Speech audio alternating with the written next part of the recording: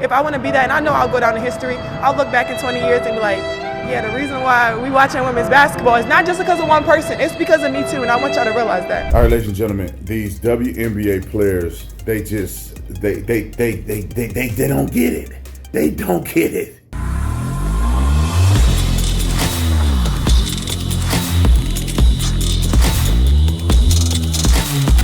This video is brought to you by Prison Fellowship Angel Tree Campaign. Ladies and gentlemen, you guys have helped me and participated in this every single year, and this year is no different. Our goal is to help these young people whose parents are incarcerated be able to go to a summer camp, and it is life-changing for these young people. I'm telling you right now, we helped over 300 kids go last year, but these are kids whose parents are incarcerated. Their parents are working with Prison Fellowship to rediscover their lives, to be reintroduced in society, all of those things. These are parents who are actually trying, and they care, and we are going to be the hands and feet to help them get across the finish line. So Prison Fellowship is sponsoring this camp, and we want to raise money to help the kids. We got 28 kids, as you can see right here so far. Our goal is 297, but we're going to go over 300. 200 will help one kid, fully sponsor them to go to the camp, and you can give right here on the website. We'll put the link in the description section, or you can go to my website and click on it, but the link is down there if you want to click on it. So you can give any amount. You know, if you want to help 5 kids, you could do 1,000. If you want to help 4 kids, 2 kids, I think my math is right. 1 kid, or you and somebody else put it together and do 100, that'll be 1 kid. Or if God has only blessed you to give $1, just say you want to give $1, all you can do is give $1. There's nothing wrong with giving $1 or $2, $12, $1. You're giving whatever God has put on your heart is what matters. So go to the link in the description section, like and subscribe to the channel. Y'all already know what to do. Let's get into this. All right, ladies and gentlemen, there's so much to talk about. Angel, why do the white people have to be calm, cool, and collected and professional? And it seemed like the black people got to be ghetto, hood, and weirdos. The girl that just rammed into Caitlin Clark, that wasn't a basketball play, dude. And then people wonder why we think they hating on her. Why would you just smash into this girl? And you called her name. Nobody's talking about the fact that she mouthed B word or something before she hit her. And then her teammates, man, look, if you did that to one of my teammates, we all fighting on the court. Everybody finna get fined. We coming off the bench. Her teammates just laugh. They hating on her, bro. They hating on her. And Angel Reese had some crazy statement she made. She didn't even show up to the press conference because I guess she don't want to talk to the press, so she got fined. And then the dumb girl that rammed into Caitlin Clark, and she's probably a great athlete or whatever. She's probably a great player, but she rams into Caitlin Clark. And then in the press conference, she don't want to take questions about Caitlin Clark. Turn to you a little bit. Yeah. After I ain't answering no Caitlin Clark questions. did she say anything to you? I don't know what she said. Why not? If y'all ain't got nothing against this girl and y'all just out here playing basketball, then why do you have a problem communicating about what happened on the field with Caitlin Clark? Why is she exempt from you talking about? Because you hating. Because y'all hating on her. That's why she exempt. So I'm going to play the clip of Angel Reese and her little statement, and then we're going to talk about a roto clip. It all started from the national championship game, and I've been dealing with this for 2 years now. And understanding, like, yeah, negative things have probably been said about me, but honestly, I'll take that because look where women's basketball is. People are talking about women's basketball, but you never would think that we'd be talking about women's basketball. People are pulling up to games. We got celebrities coming to games, sold out arenas, like just because of one single game.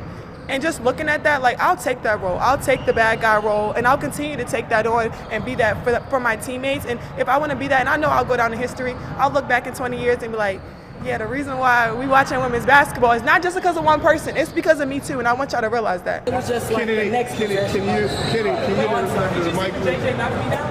No, you don't understand. Oh, you go check. JJ knocked me down. She didn't get a flagrant one though. Yeah, she got a regular foul. But it was the same thing. It was the same thing. But we can't pick and choose what players get flagrant fouls and flagrant ones. Oh, 100%. I was just trying to. But no, go check the clip. It's the same. All right. Thank you. See, they are proving our point. They're proving our point. They're hating on Caitlin Clark. That's why she go, see, it's not just one person. Well, to be honest, boo-boo, it's one person. Yeah, the national championship game, yeah, you were the villain or whatever case, but Caitlin Clark is dropping 3 bangers and breaking records. Because at the end of the day, you got to say, before Caitlin Clark was really playing, then were they really watching you? Were they really watching you? Was it really a big deal? It was a big deal by and large because of Caitlin Clark. Now, I can't say Angel Reese had something to do with it. It's not like she just completely had nothing to do with it. But at the end of the day, the reason you don't got no Nike deals like Caitlin Clark is because you're not marketable. You ghetto. And you running around talking trash, shaking your booty online. I mean, you half naked online. I saw the little thing when she put a mold of her woman part when she was getting waxed, and she put the mold on the TV on Instagram or something on social media. What are you doing? You're not a classy person. You're not a class act. It's the epitome of the degenerate black culture. You just ghetto and weird. Yeah, you can play, but you're not gonna last that long because you cannot function in a normal society without being ghetto and trying to act out. And I think she's a great player, but man, have some decorum a little bit. Go to your meetings like you're supposed to. I mean, when they have to think, go and talk to the press like you're supposed to. Why are you getting fined $1,000? But bro, I'm telling y'all because I know this, and I'm gonna play another clip from CNN. But I know this to be a fact. I've been black my whole life, but black people, you got this white girl out here killing. Black people can't handle that. That's a spit in the face to black people. You might as well tell every black girl that ever played basketball to go home and quit, and if they didn't mean nothing, letting the white girl come and dominate. It's the same thing. Just imagine if a white quarterback that can run came in the league and started running better than Lamar Jackson, and he started killing, and he win a Super Bowl.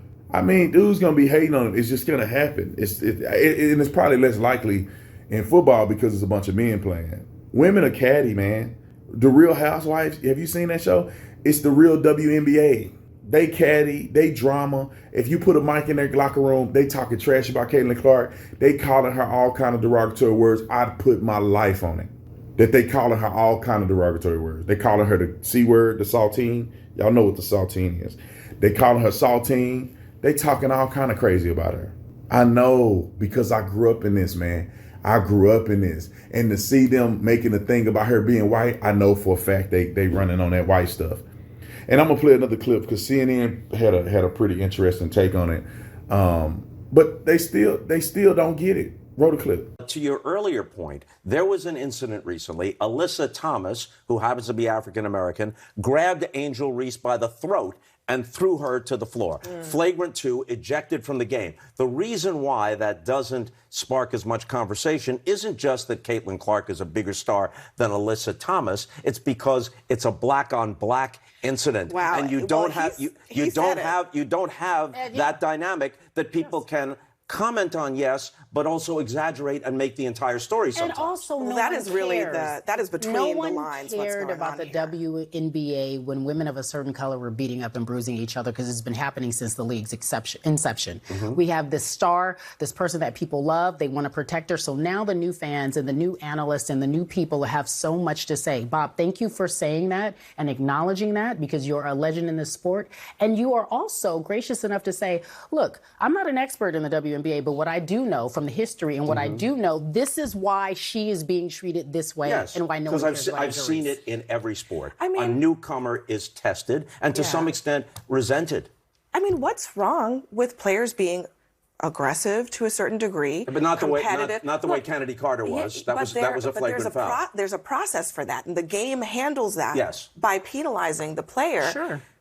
Why does it have to be jealousy? That's what I have asked this question. I'm sorry, I'm livid. My blood is boiling. I've been so angry about this topic all day because it's so simple to make women versus women a conversation, but it's just so simple. There should be more layers to this sport. If you're really going to welcome yourself to the WNBA and cover it and talk about it, can we be more than just jealous? Can there be some real true competition? Can they just be athletes? I know you're who want to speaking get after generally it? because I didn't where I'm coming that's from. not where you're coming from at all. He and I have had this conversation, and I'm like, you know what I'm saying? Why I do. I don't I do. know. Why is it so simple? I think it'd be foolish to say that resentment and jealousy are not part of the mix because those are human emotions. Sure. But to elevate that above everything else and discard everything else in a complicated dynamic, that's the wrong way to go. Correct. They still don't get it. They still don't get it. Like, I get it that a lot of women put in the work to what? Make the WNBA a net loss, subsidized by the NBA? What did the women before Caitlin Clark and them do? I'm not discrediting that they were talented and they were good, but Caitlin Clark is on another level. She's bringing attention on another level. And of course, she's not the only one. There's a bunch of other girls that are doing well, but she's the star. It's like when LeBron James comes to the league. He's LeBron James. He's an upcoming star. Everybody's trying to follow what LeBron James is doing. I mean, when Kobe Bryant came to the league, yeah, of course there was rumors of, oh, he better watch out. He's not gonna be able to come from high school and kill it. Kobe Bryant ended up being the greatest to ever play. Kobe Bryant elevated the game. Michael Jordan was the same way. It's every generation you have these game changing people, and Caitlin Clark is the Michael Jordan of it, because they don't have no Michael Jordans. I don't think they don't have no superstars. But Caitlin Clark is like the Michael Jordan of the WNBA, or you could say she's the rest his soul. She's the LeBron James, or when I say rest his soul, I mean Kobe or LeBron James of the WNBA. Or she the Allen Iverson. I mean, you can go down the list. And then she's a little more put together, so she wouldn't be Allen Iverson, but she'll be the Kobe, the LeBron, or the Michael Jordan of the WNBA. She already breaking rookie records. They already have more people watching WNBA than they did all of last year in the first 6 games. But just give that girl her flowers, man. Just if she wasn't white, nobody'd be talking about this. Nobody'd be talking about this if she wasn't white. It's the hating, man. They hating. Them black lesbians that all they know how to do is try to act like a boy and they can't dunk, and they trying to play basketball, which they can't play. Definitely not like the men, and they mad because a cute, straight, white, she probably a Christian girl is coming into the league and taking all that shine. You don't have to be butchy and run around with a big old wallet in your pocket, gold teeth in your mouth with a bob. You know what I'm saying? Wearing pants and a white beater. You don't gotta be that to be an exceptional basketball player. You can be feminine, you can be cute, you can have a boyfriend, you can have a family, you can be a Christian, you can do all these different things and be a great, incredible basketball player. And you can have respect and go to press conferences and be normal and rational and not ghetto and thuggy and acting like your little brother. And that's why they mad. I'm just saying. You don't have to believe me. I'll see y'all on the next one though. I'm out.